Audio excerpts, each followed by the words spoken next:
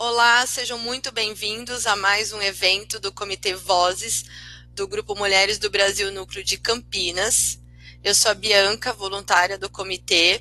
Junto comigo tem a Thalita, que está nos ajudando a tornar esse evento mais inclusivo, como intérprete de Libras.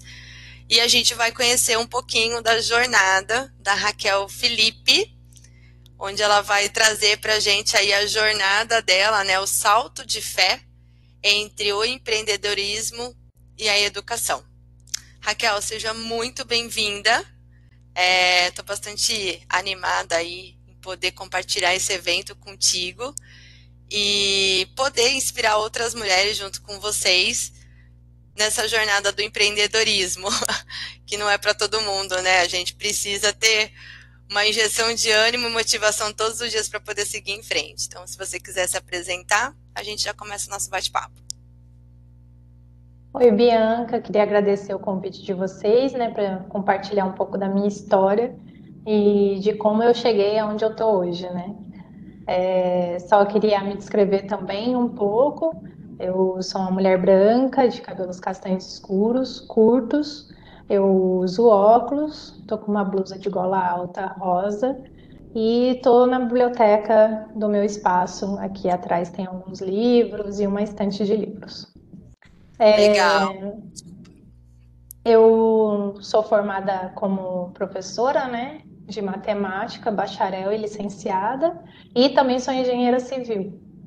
Então, fiz mestrado, fiz alguns outros estudos fora da graduação também, e estou aqui hoje para compartilhar com vocês um pouco do que eu tracei até hoje com meus 39 anos. Que legal, Raquel. Eu vou aproveitar a sua deixa e também vou fazer minha autodescrição. Eu sou uma mulher de 40 anos, de pele morena, estou usando uma camiseta branca, tenho cabelos cacheados, eles estão presos ao alto, e ao meu fundo tem uma TV na cor preta com uma parede bege. E aí vamos conhecer essas facetas da Raquel, né?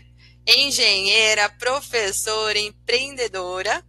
Então, para começar nosso bate-papo, eu queria que você compartilhasse um pouquinho com a gente como é que foi a jornada da Raquel engenheira para a Raquel professora. Na verdade, eu comecei fazendo matemática na faculdade estadual, né, a USP, e sempre gostei de dar aula e tudo mais. É, Quando você faz faculdade, você é meio perdido, na verdade. Você tá lá, né? Tipo, vou fazer faculdade. O que eu vou ser depois, o que a vida me prepara. A gente é sempre muito novo e fica meio que na insegurança. Depois que eu me formei, por muita coincidência, assim, logo que eu me formei, eu tive a oportunidade de trabalhar numa faculdade particular, que foi quando eu tive contato com a engenharia. Então, eu era professora de cálculo, álgebra e geometria para as faculdades de engenharia. E aí eu falei assim, cara, eu queria fazer o curso de engenharia, porque muitas vezes eu sentia assim que eu estava dando aula de cálculo, mas a grande parte dos alunos não entendiam a necessidade daquilo na sua função como engenheiro, né? Eles não conseguiam enxergar um link entre o que é a parte de cálculo, de álgebra, o que que aquilo dali trazia para dentro da profissão deles, que eles iam ser futuramente, né, como engenheiros. E aí eu fui fazer o curso de engenharia. Nesse período eu ainda fiz mestrado de engenharia, mas isso ainda para mim não era o suficiente. Então eu peguei e falei, não, vou fazer a faculdade mesmo, vou fazer a graduação.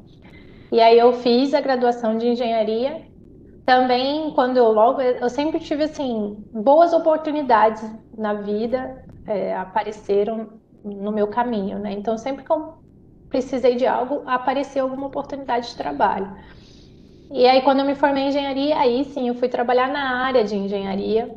Eu fui engenheira de uma obra de Minha Casa Minha Vida, com 1.000 unidades de apartamentos, né? E aí, ali eu tive o contato direto com o que é uma obra, como que se prepara uma obra, o que é fazer aquilo dali acontecer, né? E devido a uma situação familiar. Isso tudo eu estou falando, mas eu fiz faculdade aqui em São Paulo, no estado de São Paulo, mas eu fui morar em Manaus, depois que eu me formei, fiz mestrado, eu fui morar em Manaus, e lá é que aconteceu todo esse processo de eu sair da sala de aula para fazer uma faculdade de engenharia e ir para uma obra. Dentro desse tempo, acabou que eu tive uma situação familiar e a gente decidiu voltar para Campinas, né, que é de onde eu sou realmente. A minha mãe teve um problema de saúde e aí eu tomei por decisão acabar voltando para cá, para a cidade. E aí saí da obra, deixei, né, aquela parte que eu gostava de trabalhar de, com a construção, que também era um negócio que eu tinha dentro assim de mim, né? Eu, na verdade, eu acho que eu sempre tive um negócio de poder ajudar o outro. E aquela obra também era uma ajuda, porque eu sabia que era um Minha Casa Minha Vida, onde iam ajudar 1.000 famílias, né? Onde eles iam ter oportunidade de ter um lar. E da mesma forma eu vejo a educação. A educação também é uma ajuda ao outro, você transferir aquilo que você sabe para que ele futuramente tenha uma vida melhor. Então eu sempre tive esse sentimento, né, de ajudar o próximo de maneira que ele consiga crescer. E, enfim, voltando um pouco, né, eu voltei para Campinas e aí aqui eu comecei a fazer alguns projetos ainda na área de engenharia, mas surgiu a oportunidade de um concurso, como sempre, né, surge algo dentro da minha vida. E eu prestei um concurso do Exército, né, do Exército Brasileiro, para ser professora de matemática do Colégio Militar de São Paulo. Acabei sendo aprovada, fiquei, a verdade é que só eu fui aprovada dentro de todos os candidatos. Os demais não tiveram as condições mínimas para aprovação e eu fui a única aprovada. E aí lá eu tive esse start de sair daquela profissão e vir para o meu empreendimento, criar um empreendimento, né? Basicamente foi esse o processo da minha vida aí. Que legal, Raquel. E como é que foi seu salto de fé, né? Na verdade, é um salto de coragem, né? Porque Sim. você sair de uma transição, de uma carreira tradicional para abrir um CNPJ, você precisa ter muita inspiração, muita coragem, muita fé, né? Então, se você puder contar um pouquinho para a gente, como é que foi esse processo? Acho que ali foi realmente onde eu tive muita fé mesmo. Tive que ter muita fé, porque o exército para mim era um sonho, essa era uma realidade minha. Eu tenho familiares que são militares e eu via aquilo como uma profissão que era de respeito, onde tinham princípios, né? Então eu tinha uma ideia do que era entrar no exército. E eu pensei que talvez fosse uma oportunidade para mim e para minha vida, né? Como um concurso, era uma boa oportunidade, era um bom salário, financeiramente ia ser uma boa prospecção de vida para mim, né? Mas, infelizmente, não foi muito o que eu esperava. Quando eu cheguei dentro do exército, eu tive alguns embates, né? Infelizmente, o exército ainda é um ambiente machista, e muito. Até hoje eu vejo dessa forma, né? Não mudei. Eu passei 3 anos lá dentro, onde eu tive diversos projetos de educação, de jogos matemáticos, onde eu sempre quis trazer novidades na educação para poder facilitar o aprendizado do aluno. E muitas vezes, por ser uma pessoa que eu desenvolvia muito, que eu tinha sempre boas ideias, a gente via que eram minadas pelo fato de eu ser uma mulher. E aquilo foi cada vez mais me minando, minando. E aí sim eu falo que eu tive que ter muita fé, porque por várias vezes eu tive vontade de fazer coisas, né? Ou chutar o pau da barraca mesmo, que eu não poderia. né? E porque não é do meu perfil, porque eu não sei, não sou assim. Eu sou uma pessoa de conversa, de sentar, de discutir, de trazer uma solução para aquilo que a gente está se propondo a fazer. Mas infelizmente não há conversas. Por quê? Porque somos homens e mulheres, né? Lá a grande maioria é homem, isso é um fato, assim, acho que 90% do que tem lá dentro de pessoas são homens, o resto são as mulheres, né? Os outros 10%. E não somos ouvidas, em geral, não temos voz lá dentro. E por mais que eu acreditasse na instituição como do Exército, eu acreditava também que com a mudança de que o Exército estava aceitando mulheres, eles também tivessem mudado sua cultura, né? Já que eles aceitam mulheres lá dentro. Mas isso não é a realidade. Meio que parece que, tipo assim, a população como um todo, o mundo começou a cobrar que a mulher deveria ter acesso também à instituição militar, mas eles não queriam.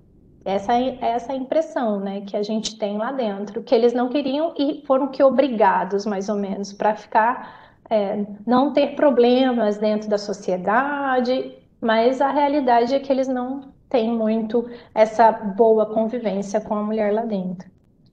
E aí foi passando esse processo todo, eu não tinha reconhecimento dos meus trabalhos, muitas vezes o meu trabalho foi usado em reuniões em nome de outras pessoas, como se delas fossem, quando na verdade quem fez fui eu, né? Então você não tem reconhecimento, você fica ali sendo uma produtora de conteúdo para que alguém use o seu trabalho.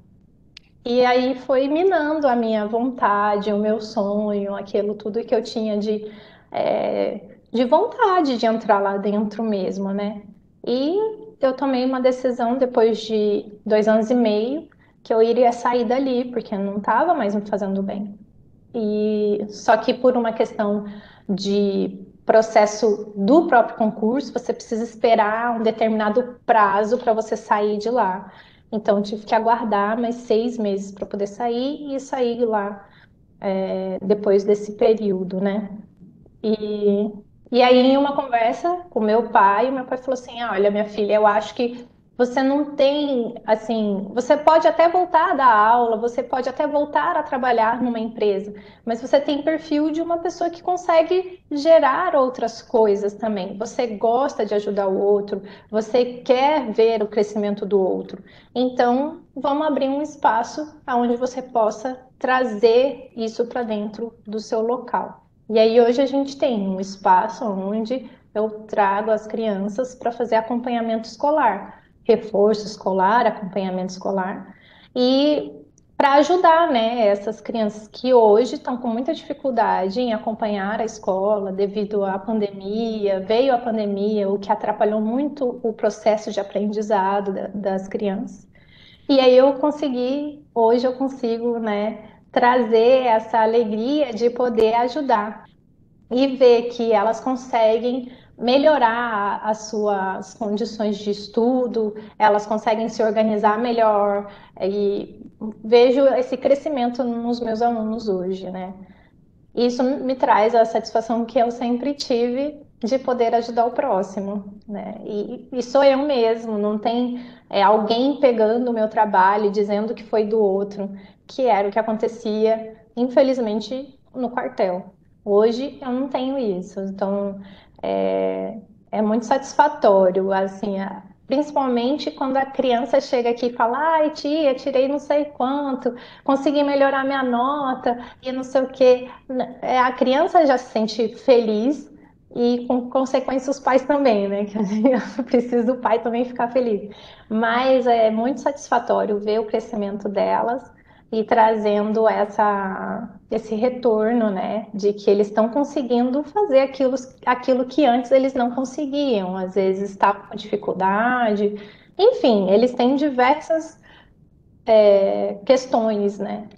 E um detalhe que eu sempre falo, a gente tem que aprender a ouvir as crianças, né? Infelizmente, muitas vezes a gente não quer dar ouvido a eles. E esse é um dos meus propósitos, a criança sentar aqui e poder falar. abertamente. Ah, eu não consigo isso, eu não consigo aquilo, sem ter alguém falando, ah, você não consegue porque você é preguiçoso, porque você é isso, sem dar um motivo, né? O porquê que ele está sendo daquela forma. Não sei porquê a início, mas a gente vai tentar achar um caminho para ele. Então, ele vai conseguir traçar o próprio caminho dele, dar a oportunidade para que ele faça isso também.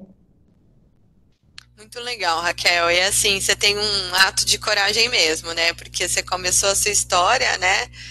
Com a engenharia e com a obra, e é um processo de doação, porque independente para quem você estava trabalhando, você tinha um propósito ali de entrega, né?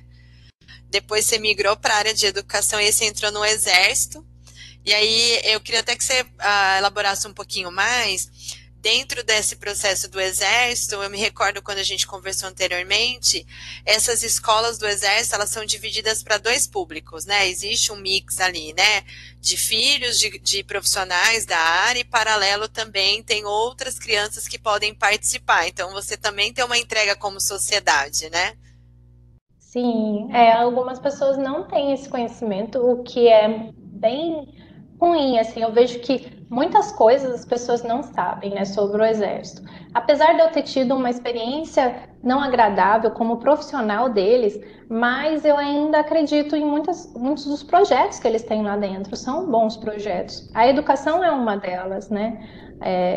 A minha experiência como profissional não interfere no que eles entregam como projeto. Mas os colégios militares hoje no Brasil, eles são 14 no total. Existem diferentes colégios também. Às vezes alguém pode falar assim, mas existem colégios cívico-militares. Esses colégios são em outra condição, mas do Exército Brasileiro existem 14, em 14 cidades do Brasil. E ele é aberto, né, ao público, tanto para o filho de militares quanto para os civis. A única diferença é que o filho de civil, que a gente chama, que é aquele que não está no exército, ele tem que prestar uma prova para entrar no colégio. E aí ele pode prestar essa prova na ou no quinto ano para entrar no sexto e no nono ano para entrar no primeiro ano do ensino médio. Então são essas duas provas, né? São esses dois momentos que um filho de um civil pode entrar dentro do colégio. Para os militares, esses colégios foram criados devido às suas mudanças, né? Os militares são transferidos constantemente. E aí, por conta disso, é que foi criado esses colégios. Então, por isso que eles têm prioridades, porque às vezes o pai está aqui em Campinas, por exemplo, servindo a uma base que tem aqui, e o filho está estudando no Colégio Militar de São Paulo, mas de repente o pai dele é transferido lá para Porto Alegre, e aí chega lá em Porto Alegre, tem um colégio lá. Raquel, e sobre o ônus e bônus desse momento de transformação, né? Porque às vezes a gente contando aqui, né, quem está nos assistindo vai olhar, nossa, olha que coisa gostosa, né? Do dia para a noite vou me transformar. Mas a gente sabe que tudo tem os dois lados, né? Como é que está sendo esse processo para você? Acho que, como a gente até já comentou, né, pelo menos para minha vida, assim, eu vejo que eu tive vários recomeços. Mas sempre o recomeço, ele já trazia uma bagagem. Então, na verdade, não era zerar a vida. Tipo, zerei e vou começar do zero. Não, a gente nunca começa do zero. A gente sempre começa, pode dar 3 passos para trás para poder fazer algo diferente. Mas não, na verdade, que a gente começa do zero. Então, eu tive essas mudanças, né, de sair da área de educação ali, que eu dava aula para os engenheiros, me tornar engenheira. Era um recomeço, porque eu fui para uma obra onde eu tinha que lidar com diversas situações que, para mim, não eram diferentes, que em sala de aula, o máximo que a gente tem ali é uma pergunta de um aluno, uma situação ou outra, de uma nota ruim e o aluno questionar. Então, são situações que a gente aprende a lidar. Na obra, a gente tem muitas diversidades, tem lidar com muitas pessoas. Na obra que eu trabalhava em específico, tinham mais de 500 funcionários. Eu lidava com 300 e poucos pedreiros diretamente. Então, eu tinha que dar ordem, né? Mas sem dar ordem, você tem que fazer um negócio bonitinho, né? Você tem que chegar para eles dando ordem, mas sem mostrar que você está dando ordem. Então, você aprende a lidar um pouco com outras adversidades, né? Quando eu fui para o quartel, eu também tive que aprender algumas coisas ali, né? Porque também eram outras diretrizes, eram outros princípios, outros valores. E aí também tive que um novo começo. Uma questão que eu queria trazer é que, apesar de ter vindo de uma obra com muitos homens, só para a gente ter uma ideia, na obra que eu trabalhava, a gente tinha ali mais de 500 pessoas e só tinham 3 mulheres. Era eu, a faxineira e uma moça do RH. Eram só nós 3, o resto todos eram homens. E quando eu fui para o quartel, também tinha essa relação de ter muito homem, né? Mas a minha questão toda é que quando eu estava no quartel, eu percebia que o tratamento era diferenciado, mesmo eu sendo mulher, né? E na obra eu não tive as mesmas questões do machismo. Eu era muito respeitada na obra. Eu sempre fui muito respeitada lá dentro. Eu acho que eu nunca trabalhei num ambiente que eu era tão respeitada, inclusive, sabe? Assim, porque eu nunca tive nenhuma questão com nenhum pedreiro, com nenhum chefe meu. Todos os meus chefes eram homens. Eu entrava em reuniões com 10, 15 engenheiros, onde só eu era mulher. E eu era ouvida, eu tinha voz lá dentro, então era reconhecido o meu trabalho lá dentro, né? Quando no quartel eu, né, não tinha isso. Eu nunca era ouvida, quando eu entrava em reunião era sempre com uma repreensão, às vezes até com um tipo de, se você não fizer tal coisa eu vou te punir. Então você tem uma diferença de ambientes que teoricamente ambos deveriam ser machistas, né, com muitos homens, mas aonde os princípios são outros, né? A maneira de lidar com a mulher é diferente. E aí sair disso e abrir meu próprio negócio, né? Às vezes é o que dá medo. A gente muda de novo, é um novo recomeço. Mas por que fazer isso? Por uma questão de qualidade de vida mesmo, né? Da gente ter uma qualidade de vida. A verdade é que quando eu passei 3 anos no quartel, eu não tinha muita qualidade de vida. Eu sempre estava estressada, eu tive diversos tipos de questões emocionais, né? Queda de cabelo, enxaqueca, diversas coisas que eram de fundo emocional, por conta de tudo que eu estava passando ali, de toda aquela opressão que a gente tinha e tudo mais. Hoje, eu estou muito mais feliz, mesmo trazendo essa dificuldade de abrir um negócio, de saber que não é da noite para o dia, que tudo o que a gente faz hoje para colher daqui a um ano, né? Você tem que abrir um negócio sabendo que não vai ser amanhã, entendeu? Que no final do mês o teu salário não vai cair, né? Não vai estar lá o seu salário certinho. Mas em contrapartida, hoje eu estou muito bem. Emocionalmente eu estou bem, a minha saúde mental, a minha saúde física, tudo isso traz uma melhora para a minha vida, onde eu posso trabalhar horas e horas e horas aqui dentro da minha empresa e eu sei que eu vou colher o fruto disso futuramente e vai ser meu fruto, vai ser reconhecimento do meu próprio trabalho e não alguém usando o meu trabalho em nome de outra pessoa, entendeu? Sem reconhecimento ou até mesmo com algum tipo de represália por qualquer motivo que seja. Que lindo isso, Raquel, que lindo.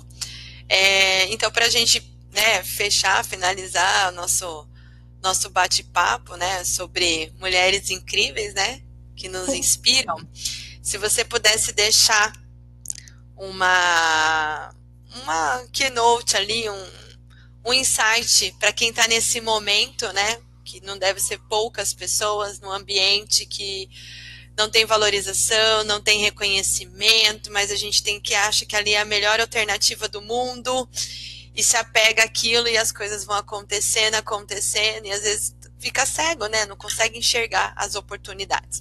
Se pudesse deixar uma mensagem aí de inspiração para para todas as pessoas que nesse momento estão vivendo essa situação, mas ó, ali dentro do coração tem um desejo interno, né, de fazer a coisa acontecer de uma outra forma. Como é que você espalharia essa mensagem? Assim, na verdade, eu sempre falo para muitas pessoas que me procuram, até porque sabem do que eu já passei, né, principalmente da minha última situação, inclusive pessoas que trabalhavam lá comigo e tomaram a mesma decisão que eu, né, eu acho que às vezes a gente mesmo, quando a gente está num ambiente que te diminui, você começa a acreditar naquilo ali. E esse é o nosso problema, né? Quando passamos a acreditar que somos aquilo que os outros colocaram na gente e nós não somos. Quem tem que acreditar em nós somos nós mesmos. Então, você tem que ter consciência de quem você é. Você tem que trazer consciência, né, para o seu corpo, para a sua mente, para a sua alma, porque quando nós deixamos que o outro nos coloque dentro de algum lugar, aí a gente começa a se perder. E aí a gente começa a aceitar qualquer coisa, né? Eu sou isso aqui mesmo, eu vou ficar aqui mesmo, porque, né, eu não sou boa naquilo que eu faço, eu não mereço mais do que o que eu já tenho. Então, quando a gente começa a colocar isso para a gente precisa parar e repensar: será que realmente é isso? A gente precisa voltar para dentro de nós e entendermos quem somos nós novamente. É a famosa síndrome do impostor, né? Se eu puder colaborar contigo, né? Recentemente eu li uma frase na Forbes e me marcou. Eu até dei um print aqui para poder compartilhar com vocês que a Dani Junco, ela é CEO e cofundadora da B2Mami, e ela está com um movimento incrível de mães empreendedoras, mulheres empreendedoras, ela traz muito protagonismo feminino. Ela fala assim: precisamos entender em que fase estamos na nossa carreira e vida pessoal e decidir com quem a gente quer se conectar. Que é um pouco do que você trouxe agora, né? A partir do momento que você tem um autoconhecimento e você entende quem é você, o universo, tudo vai conspirando, as coisas vão surgindo, e aí você começa a prosperar, né? Começa a ter uma abundância aí de coisas boas no nosso entorno. Eu quero... É exatamente isso, eu acredito muito nisso, né? A questão é que muitas das vezes a gente deixa o outro definir quem nós somos. E nós Exatamente. não podemos deixar isso acontecer. A gente é que tem que se definir, né? A gente é que tem que trazer para nós e para nossa consciência o que nós somos, quem nós somos e o que a gente pode fazer. Então, e por esse motivo a gente toma decisões.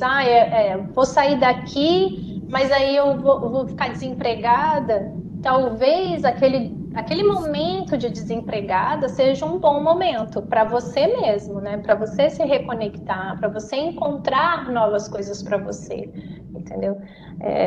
Eu acredito muito nisso, e é o que você está falando, né? Quando a gente começa a trazer as coisas, elas surgem para a gente, né? Elas começam a aparecer também. Maravilhoso, é isso aí, é isso. Meninas, quero super agradecer a presença de vocês. Tá, uma energia super boa, tenho certeza, né, que o nosso restinho de semana vai ser maravilhoso, assim, se agarrando a toda essa atmosfera de inspiração, né, que é bom sentir frio na barriga, mas todo dia não dá certo, né, Verdade. não é muito bom. Também quero agradecer o nosso patrocinador, a InTouch English School, localizado em Campinas. Obrigada aí pelo apoio. Thalita, Raquel, muito obrigada. Espero encontrar vocês no próximo evento. Tchau, pessoal. Uma boa tarde. Tchau. Muito obrigada. Tchau, tchau.